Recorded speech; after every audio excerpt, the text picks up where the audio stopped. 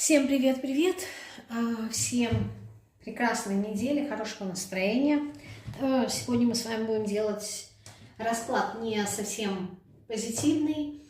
В одном из комментариев, не помню уже какому раскладу, к сожалению, я не отметила имя подписчицы. Она написала такой момент, там, это часть комментария, да, где написала, что я перенесла стресс, депрессию, подорванное здоровье, как теперь жить, да, что теперь. Я решила сделать из этой фразы расклад, тему. Вот, расклад будет на одну позицию, не планирую его сделать большим. Если вам откликается эта тема, будем смотреть, будем разбираться. Вот. Итак, что конкретно вы перенесли? Давайте посмотрим, да? То есть, что вызвало у вас вот эти негативные состояния, переживания, депрессию и так далее. Что конкретно вы тут перенесли? Рыцарь жезлов. Это было связано с каким-то вашим движением, продвижением, достижением цели. Возможно, проблемы в коммуникации, с общением. То есть, не знаю, либо неумение донести свою какую-то мысль, идею. То есть вот все, что связано с коммуникацией, вообще рыцарь жезлов – это позитивный аркан, но здесь могут проходить моменты какого-то импульсивного, да, общения. Может быть, как-то на эмоциях что-то сказали, да, разболтали. Может быть, сказали того, чего не нужно, рассказали какие-нибудь там секреты свои собственные, не чужие, свои собственные. То есть все, что связано с общением, коммуникацией и движением вперед, вот здесь с этим связана проблема. Еще какую ситуацию вы перенесли? Ситуация непосредственно связанная с выбором. То есть, возможно, это были какие-то ключевые моменты в вашей жизни, когда нужно было выбирать. Наперед забегаю, скажу, что причина в выборе как раз-таки неумение делать этот выбор и нежелание нести ответственность за последствия, поэтому человек отказывается здесь от выбора. Но проблема здесь заключалась также в... Вот какая-то, что-то связано с дуальностью.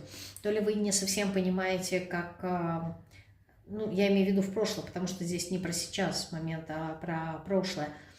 Не совсем понимали, наверное, на тот период, когда проживали какие-то моменты, да, что конкретно вы выбираете, как правильно делать выбор. Возможно, вас бросало из стороны в сторону, да, вот какие-то крайности.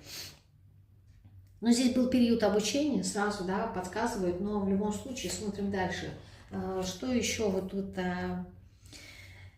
перенесли? Вот королева жезлов, она тоже у нас говорит о коммуникации, то есть, возможно, на пути, опять же, это может касаться, скорее всего, профессиональной сферы, либо социальной сферы ситуация здесь, вообще взаимодействие в общении с другими людьми.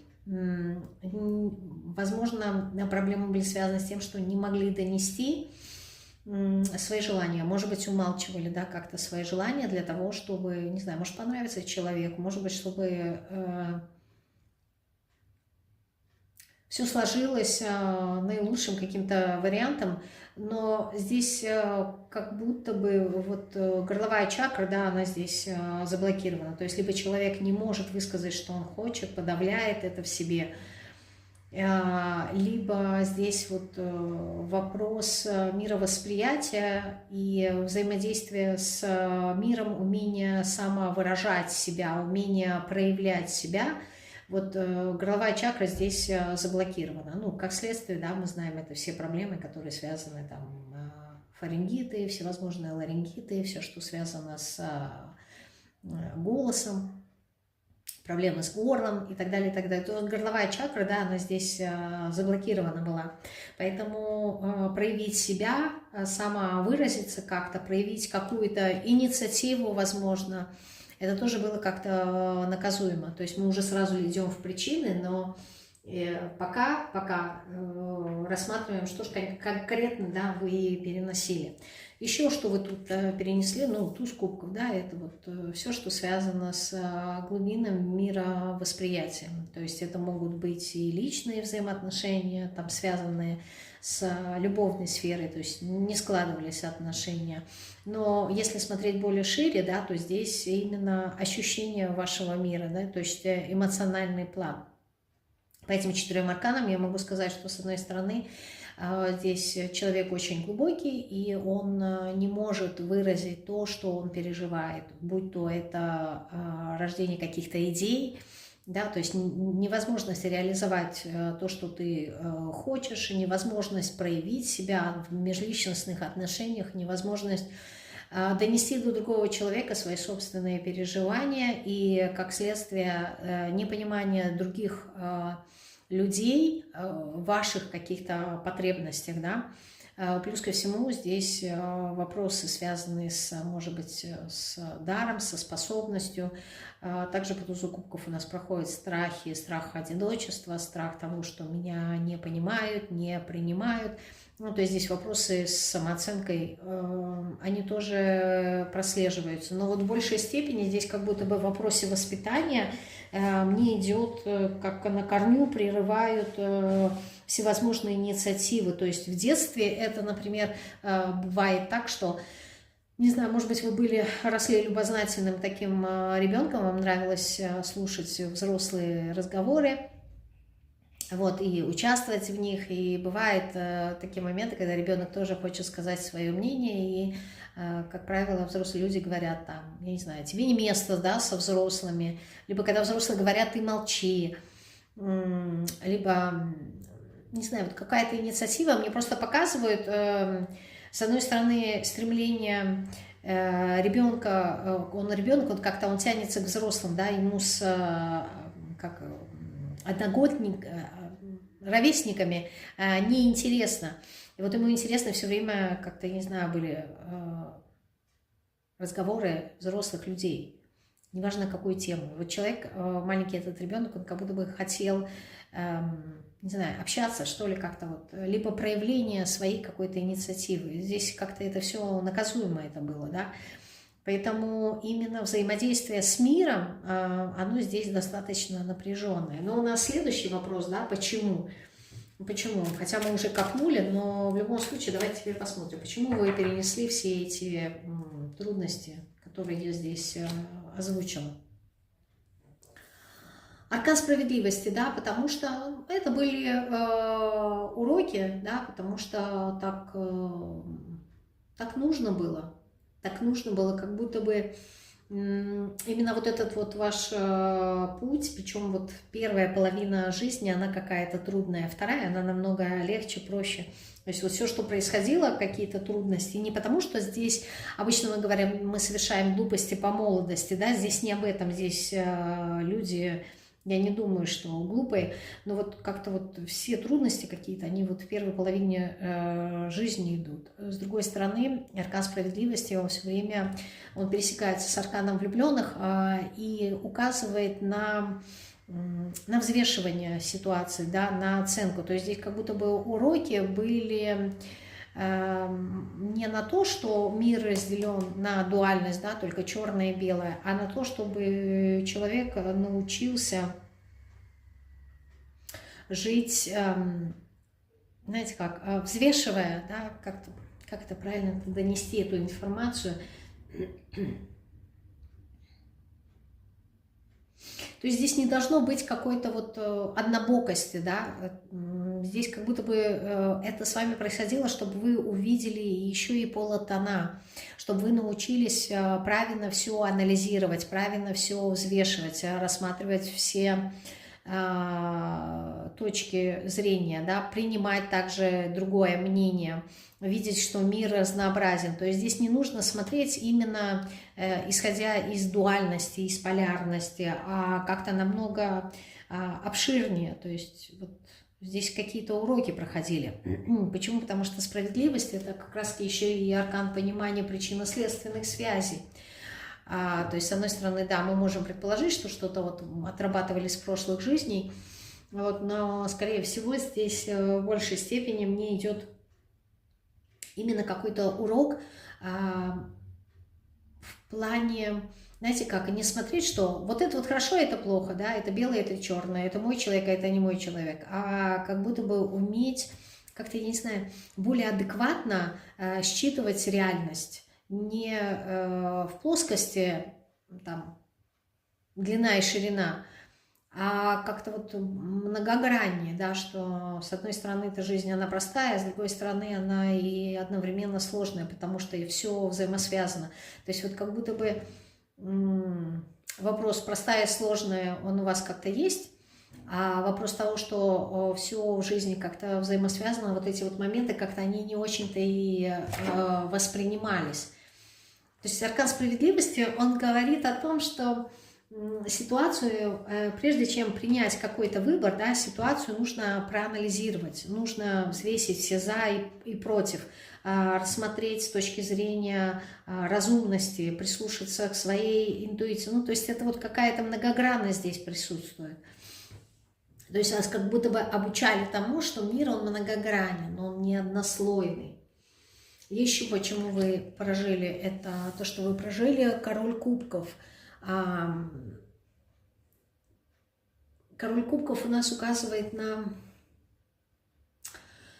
проблемы, вот как раз-таки связанные с тузом кубков. Очень тонкая такая душевная организация у человека, но при этом невозможность и неумение проявить это. То есть не хватает практичности и не хватает вот какой-то разумности, что ли. Очень много эмоций, очень много глубины, очень много какого-то такого, знаете, как же он называет, как не абстрактное мышление, а то, что опирается на визуализацию, то, что опирается на состояние, на переживание. То есть вот какая-то, может быть, ну, нительная, что ли, личность. То есть здесь страсти кипят внутри человека. При внешней такой холодности, да, и может казаться, что, я не знаю, человек, допустим, не любит, чтобы к нему прикасались. Это то, что он транслирует вовне. Но внутри, допустим, есть вот эта вот потребность чувств, потребность ласки какой-то. Здесь человек очень глубокий, по своему пониманию. Человек, наполненный смыслами. И, возможно, сталкивался с тем, что я, то есть вот со всей своей вот этой вот глубиной, творческим каким-то началом и способностям человек не может адаптироваться в тот мир, в котором он находится. То есть он его не понимает, либо он его понимает через призму своих каких-то эмоций, состояний, переживаний. Опять же таки, да, урок того, что мир многогранен. И здесь иллюзия присутствует. То есть вы как будто, вы знаете, говорят, по себе людей не судят. Вот если одной фразой, то здесь примерно так. Вы как будто воспринимали мир именно по себе. И вам казалось странным и непонятным, да, почему люди себя так ведут, почему они ко мне так относятся, ведь у вас было восприятие того, что они должны относиться к вам так, как вы к ним относитесь.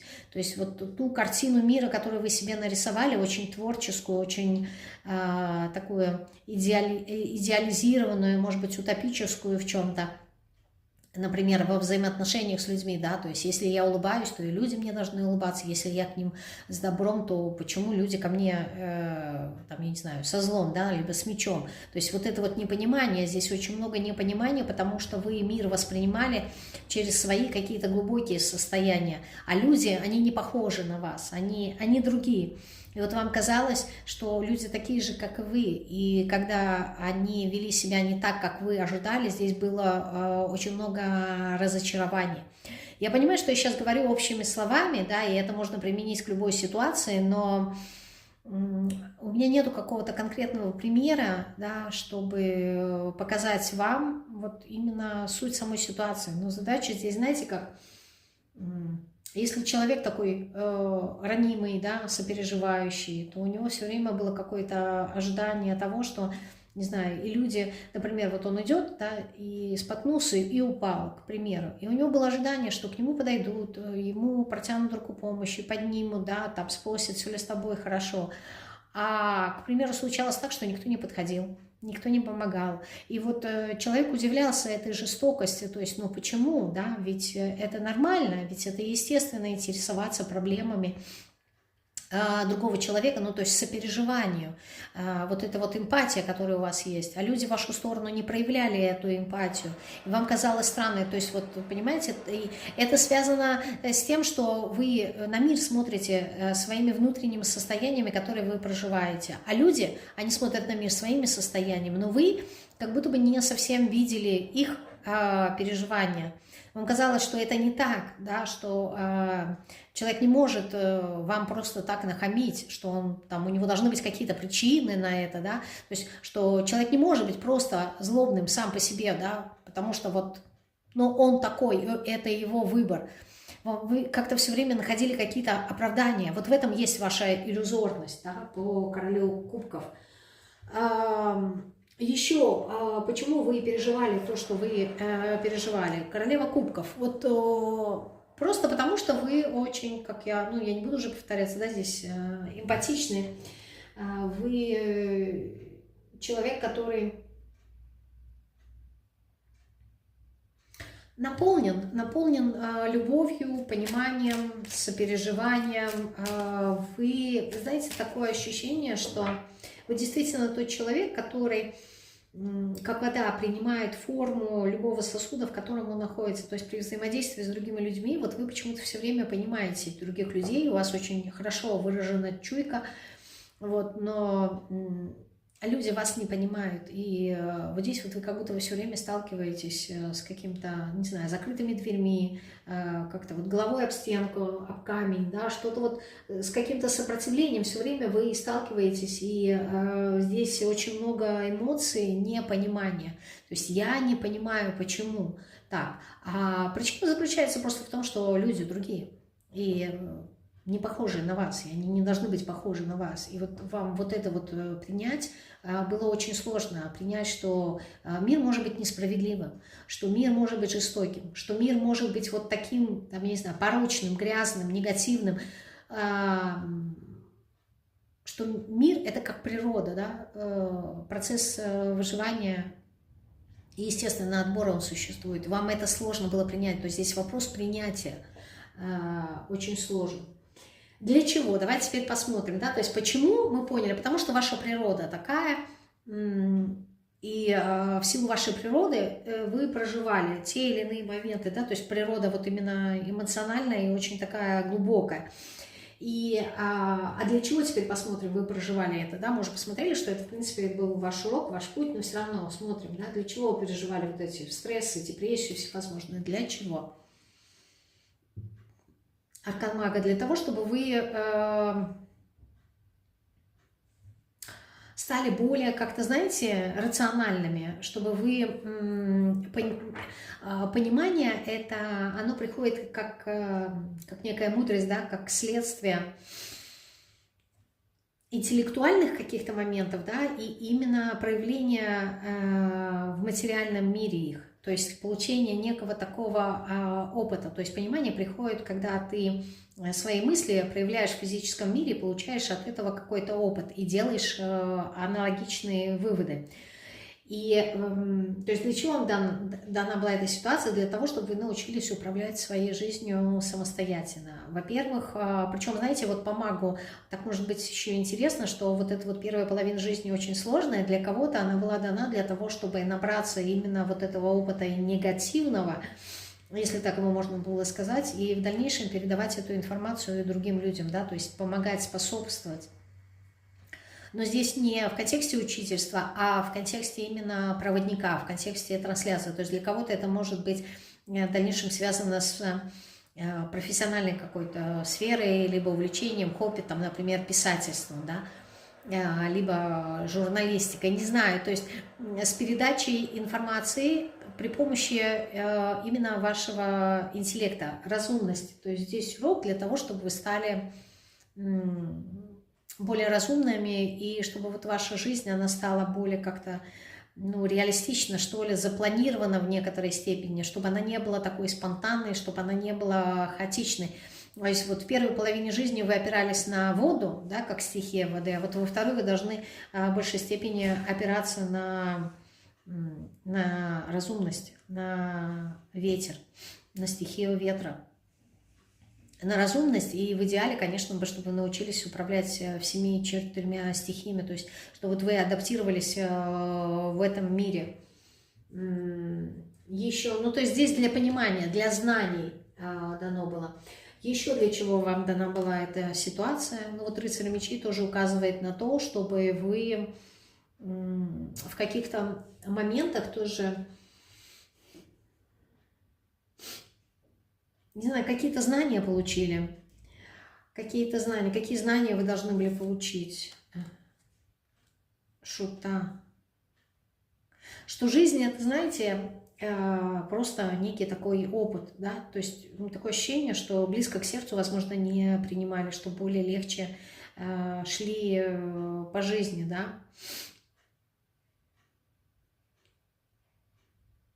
Да, здесь какая-то легкость, и с одной стороны легкость, а с другой стороны, чтобы не было привязанности именно к результату какому-то. Например, там, да, общаетесь с людьми, чтобы не было... Ну, встретили, например, человека, да, какого-то мужчину, а у вас есть желание создать семью, да, чтобы не было сразу мысль о том, что, может быть, этот мужчина станет моим, там, я не знаю, мужем, либо человеком, соратником, да, с которым мы пойдем по жизни. То есть без привязки к конечному результату, то есть просто проживанию жизни такой, какая она есть, пропускать ее через себя, ощущать, но при этом без... То есть, с одной стороны, сейчас я поясню, почему я остановила мысль, да, здесь вроде бы две как-то противоположные энергии, да, с одной стороны энергия шута, это отсутствие плана, это спонтанность, это... непредсказуемость, это легкость, это просто движение, бесцельное, бессмысленное, да, может быть, какая-то глупость. А с другой стороны, противоположная энергия мага, да, это конкретика, это планирование, это разумность. То есть вот здесь урок был умение сочетать именно эти энергии, да, то есть с одной стороны идти легко по жизни, не принимая близко к сердцу то, что вы проживаете, но при этом иметь какой-то определенный какой-то вектор направления, да, делать выводы из ситуации, которые вы проживаете, уметь применять полученные вами навыки, но делать это достаточно легко. То есть, с одной стороны, вы здесь получаете информацию, знания, а с другой стороны, не надо держаться. То есть вот здесь вот как-то, не знаю, то ли золотая середина должна быть какая-то здесь. Что-то такое есть. Может быть, даже и проработка своей инфантильности, своей детскости. Потому что что вы переносили, да? Вопрос выбора и определенности. Ответ для чего? Аркан шута, да, то есть наоборот человек, который не берет ответственности, то есть поэтому и не умеет делать выбор, потому что он не хочет нести ответственность. Это человек, который ищет состояние свободы, да, без каких-либо привязок к чему-либо, да, без ограничений.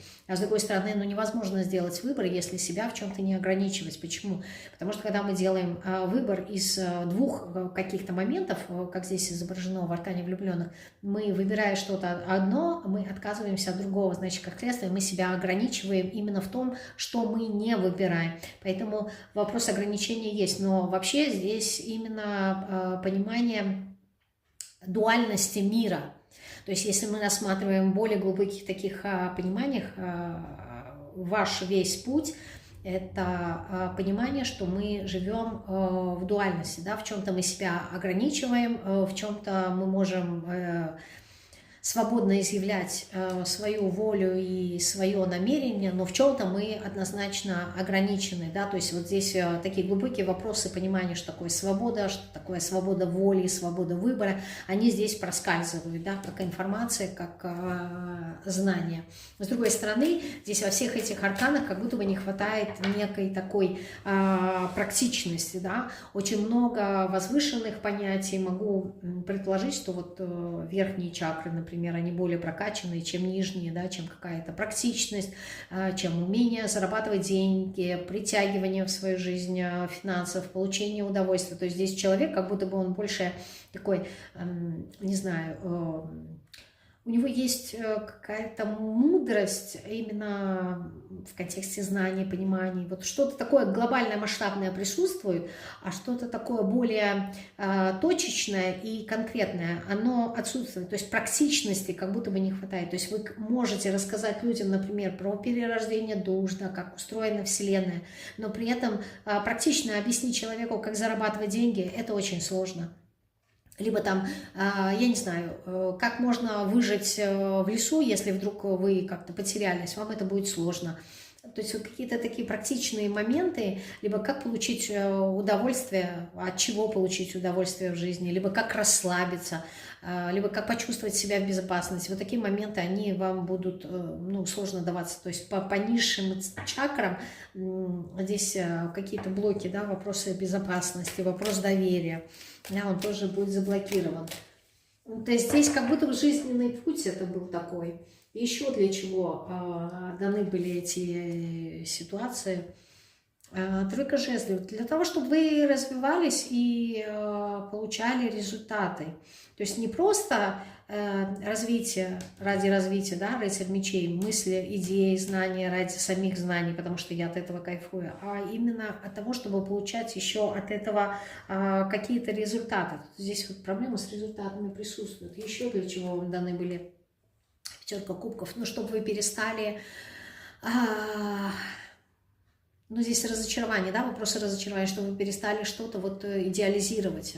То, что я сказала в самом начале, чтобы ушла вот эта иллюзорность, чтобы вы перестали что-то ожидать от мира, от других людей. То есть как будто бы здесь, вот я говорю, какой-то практичности вас учили. То есть как-то заземлили, чтобы вы жили среди людей. Может показаться как-то странным, с одной стороны, такое ощущение, чтобы вот вас как будто бы впихивали в какие-то рамки, да, чтобы вы были похожи на среднестатистического человека, ну, вот были как-то похожи на других людей при всей вашей уникальности, но это не совсем так. Здесь вам просто хотели показать, что как вот этот вот свой внутренний свет, как его можно заземлить, то есть как можно получать удовольствие, общаясь, например, с теми людьми, которые, ну, может быть, не дотягивают до вашего интеллектуального уровня. То есть как-то, не знаю, как-то хочется сказать, облагородить, что ли, материю, нести какое-то добро людям. Ну, практичности вам не хватает. И вот здесь очень много заблуждений, очень много придуманных каких-то моментов. То есть хочется сказать, что с одной стороны жизнь она такая простая, да, не надо дорисовывать того, чего нету, но у вас есть это. То есть, возможно, вы видите жизнь, и она кажется вам серой и скучной, и именно по этой причине, в силу своей творческой какой-то натуры, вам хочется добавить каких-то цветов, да, добавить чего-то, то есть еще ощущение, да, какой-то скучности, ну, жизнь скучная, поэтому я себе придумываю того, чего нету, дорисовываю того, чего нет, потому что вам сложно принять ту реальность, в которой вы живете, вот она вас не удовлетворяет, и вы всевозможными способами боретесь с этой реальностью, вы ее не принимаете, и это тоже является одна из причин. Так, следующий вопрос. Может быть, есть люди, из-за которых вы перенесли то, что вы перенесли в своей жизни. Давайте посмотрим, из-за кого. Есть ли люди? Страшный суд. Ну, здесь однозначно семья. Если есть люди, то это кровные какие-то родственники, да, из-за которых вы что-то перенесли то, что перенесли, либо это могут быть кармические личности, да, из прошлых жизней. Также люди, которые находятся, например, не знаю, как судьи, как судьи. Ну, то есть осуждение, я имею в виду правоправительные органы. Здесь также могут быть люди, которые явились для вашей жизни судьями. То есть здесь какие-то кармические личности проходят. люди, которые разделили вашу жизнь на до и после. То есть это такие люди, которые принесли огромный стресс в вашу жизнь и перемены, после которых вот ваша жизнь делится на до и после. Но они какие-то судьбоносные здесь, товарищи. Здесь не случайные люди. Если бы мы говорили с точки зрения развития души, я бы сказала, это те люди, с которыми у вас есть контракты. То есть это не случайные люди. Причем это не люди, которые явились причиной. Это того, что вы прожили. Это люди, которые проигрывали какую-то роль, да, в вашем контракте. То есть я бы сказала, что это следствие. Причина была в вас. То есть это зеркала, которые в вас должны были что-то подсветить. Здесь такие люди. Ну-ка еще посмотрим, из-за кого. Ну и колесо фортуны. Да, судьбоносные люди. Люди, которые должны были вас научить. Причем колесо фортуны, как правило, фортуна удачи, да, имеет отношение еще и к деньгам, поэтому я могу сказать, что это люди, которые имели определенные ресурсы и, ну, возможно, манипулировали вами, да, теми ресурсами, которые у вас есть. Ну, например, да, это может быть ваш муж, вы не работали, воспитывали детей, да, дома сидели, а муж является источником ресурсов, да, то есть, ну, финансов. Вот, либо там, например, родители, да, которые содержат своих детей, тоже дают какие-то ресурсы. Не знаю, то есть здесь как-то все привязано к деньгам. Люди, которые влияют на вашу судьбу. Это не случайные люди. Чему они, вот давайте посмотрим, у меня нет такого вопроса, но все равно, чему они должны были вас научить? Аркан отшельника. Во-первых, коммуникация, общение, да, чтобы вы не закрывались от людей, чтобы вы не отстранялись. То есть они вот, вроде бы негативные, да, моменты. То есть мы получили противоположный эффект, да, то есть от того, что по идее вы должны были открыться этому миру, вы должны были довериться этому миру, вы должны были взаимодействовать с этим миром, да. То есть, чтобы не входить в состояние отшельника. Они должны были вас вытащить из состояния отшельника. Но по факту мы получили противоположный эффект. То есть, они должны были вас сделать сильнее, а сделали, наоборот, привели вас к состоянию отшельника. Но с другой стороны, может быть и другая часть людей, чтобы вы, наоборот, пришли именно к состоянию отшельника, для того, чтобы начали заниматься, возможно, самопознанием, да, изучать себя и тем самым развиваться. То есть здесь и так может быть. Да. С одной стороны, они должны были вас вывести из состояния отделения, уединения, отстранения. А с другой стороны, наоборот, должны были ввести вас в это состояние отшельника для того, чтобы вы нашли ответы на свои вопросы, да, чтобы вот вы как-то задумались, над чем вам нужно было здесь задуматься. Тройка кубков, над тем как раз-таки вот как легко можно, тройка кубков, как легко можно общаться с людьми, о том, что нужно развиваться, что те ресурсы, которые у вас были на тот момент, они в какой-то период закончились бы, да, и вам так или иначе надо было двигаться дальше. Вот здесь обратить внимание на моменты дружбы, тоже что значит дружба, что значит взаимодействие, что значит легкость, что значит праздник.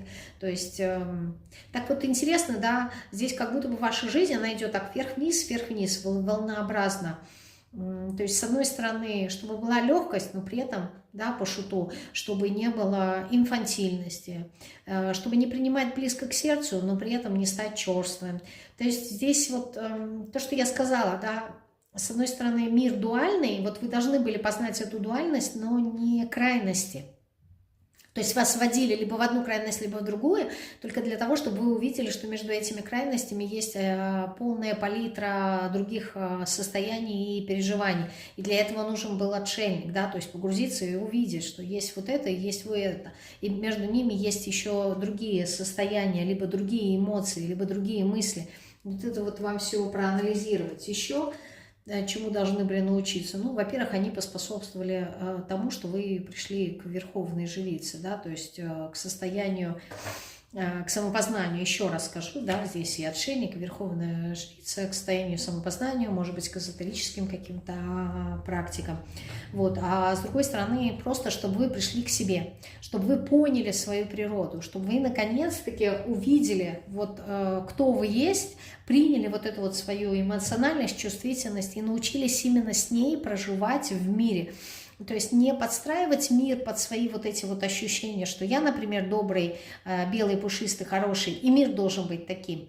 Нет, понять, что вот вы такая белая, пушистая, но при этом мир, он может быть черный, он может быть серый, он может быть любым. И научиться вам взаимодействовать именно с любым миром. Вот, но здесь еще есть какие-то глубокие такие знания, познания, к которым вы должны были прийти. С другой стороны, вот я говорила про передачу информации, возможно, вот этот опыт, который вы прожили, очень сложный, трудный, должен был вас погрузить в то состояние какого-то анализа, чтобы вы сделали какие-то глубокие выводы и на основе этого передавали информацию другим людям. То есть вы как-то, знаете, путь через тернии к звездам, да, то есть вот изначально здесь как-то, ну, как продумано было, да, запланировано, что вы пройдете через все эти тернии, что вы пройдете через все эти медные трубы, да, сквозь огонь и воду и медные трубы. Вот. Кстати, медные трубы, да, в этой фразе это слава. Да? То есть трубы трубят, когда приходят триумфаторы, когда есть какая-то победа. То есть здесь проверка славой тоже может быть. Возможно, у вас были такие периоды, именно когда внутри, возможно, себя вы ощущали какое-то вот это вот состояние гордыни. А вот здесь проработка этим тоже может быть.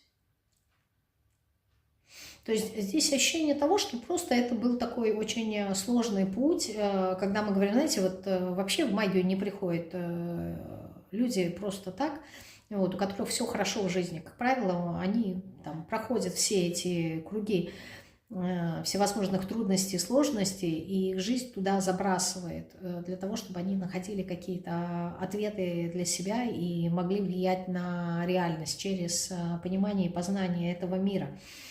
То есть здесь как будто бы эти трудности вам даны были для... Ну, это способ развития вашей души. Вот просто так. То есть если объяснить одним словом, то как-то так.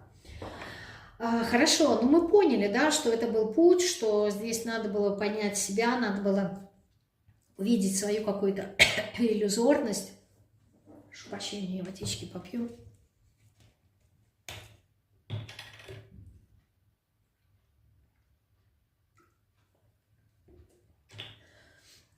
Горло пересохло.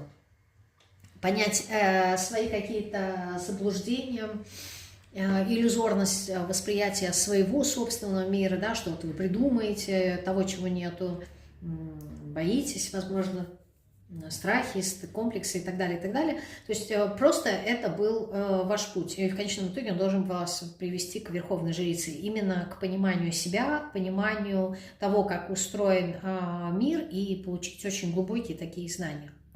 Ну и к балансу, к себе. Да? То есть вот просто пройти эту темную ночь перед рассветом своей жизни. Темную ночь души. Хорошо, давайте теперь посмотрим, что теперь меня ждет. Хотя эта прогностика, я ее не люблю, потому что, во-первых, она не всегда случается по причине того, что у человека есть несколько веток вероятностей, и в зависимости от того, какую из этих веток он выберет, по такой он и пойдет. Вот. Но оно уже изначально предопределены, эти ветки. То есть, с одной стороны, есть свобода выбора, да, ты выбираешь, по какой ветке развития пойдешь, а с другой стороны, эти ветки, они все равно ограничены, ну, условно говоря, их там 5, 10, 20, не знаю сколько, вот, но это все равно не бесконечность. Поэтому предсказания это и гадания, они не имеют большой процент правды. Ну, посмотрим все же, что ждет теперь. Что ждет теперь? Тройка монет. Очень много труда. Над чем вам нужно будет трудиться? Пятерка жезлов.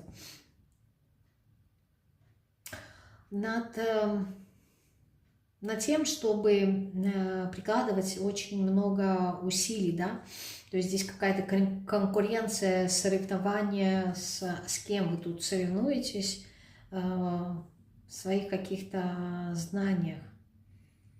Может быть, даже это внутренняя какая-то борьба и противоречие ваших внутренних убеждений. Для чего? Для того, чтобы изменить как-то свою жизнь, для того, чтобы...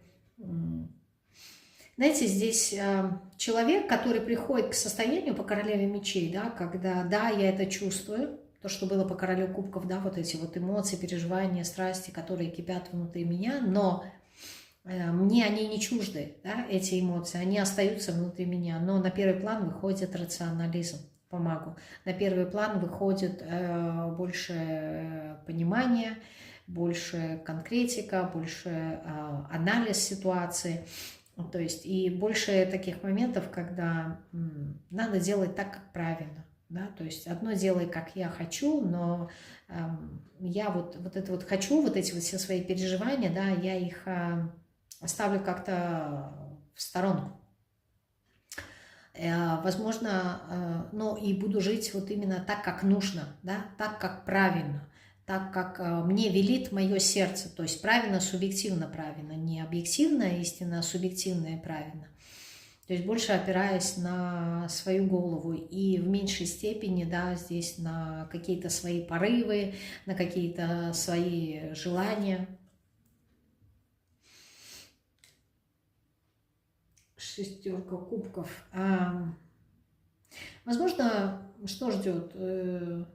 Не знаю, как что-то такое позитивное.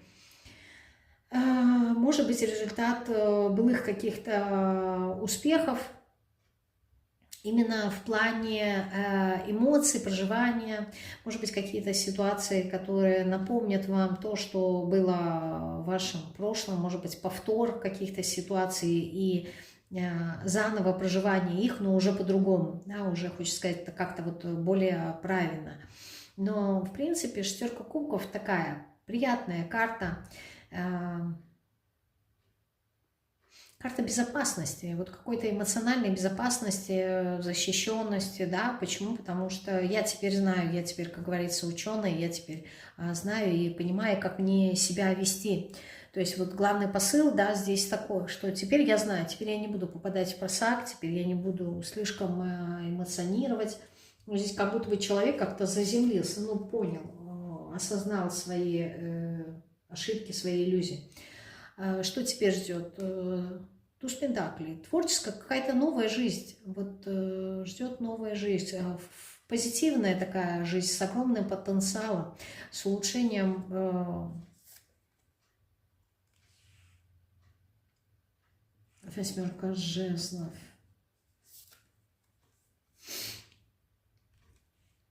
Но здесь будут еще уроки у вас впереди. Да? Те уроки, ну вот как проверка. Проверка того, насколько вы смогли вынести правильные уроки, сделать правильные выводы из своего прошлого опыта. То есть шанс будет дан. Если вы их пройдете, то получаете двойку кубков.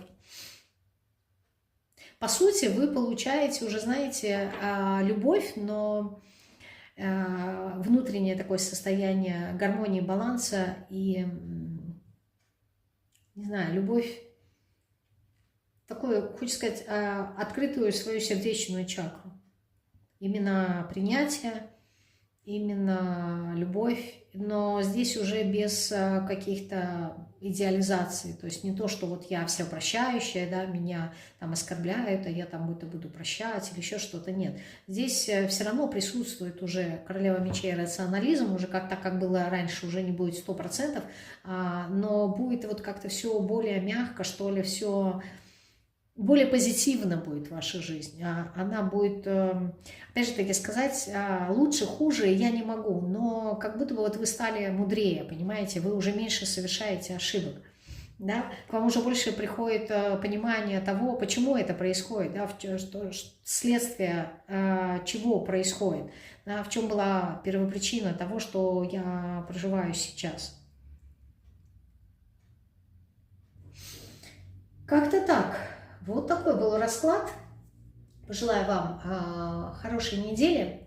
Такой, знаете, спокойный, ровный, может быть, даже в чем-то приземленный, практичный, да, вот как-то вот по пентаклям мне идет энергия. Может быть, люди будут много работать на этой неделе, вот, без каких-то особых эмоций, переживаний. Такая серьезность присутствует, и при этом очень много работы. Причем работа такая, может быть, монотонная, рутинная, но при этом человек ее выполняет без, как это называется-то, без выноса мозга, да, я просто не могу сейчас перевести с греческого языка на русский, потому что в моей голове крутится, вот, но без каких-то страданий, мучений, нытья, да, то есть я просто иду и делаю свою работу, которую мне нужно сделать, и даже при том, что здесь объем работы будет такой достаточно большой, меня это не пугает, да, глаза боятся, а руки делают. Вот какой-то такой посыл будет на этой неделе. Прощаюсь с вами, до среды, всего вам самого наилучшего, всем пока-пока.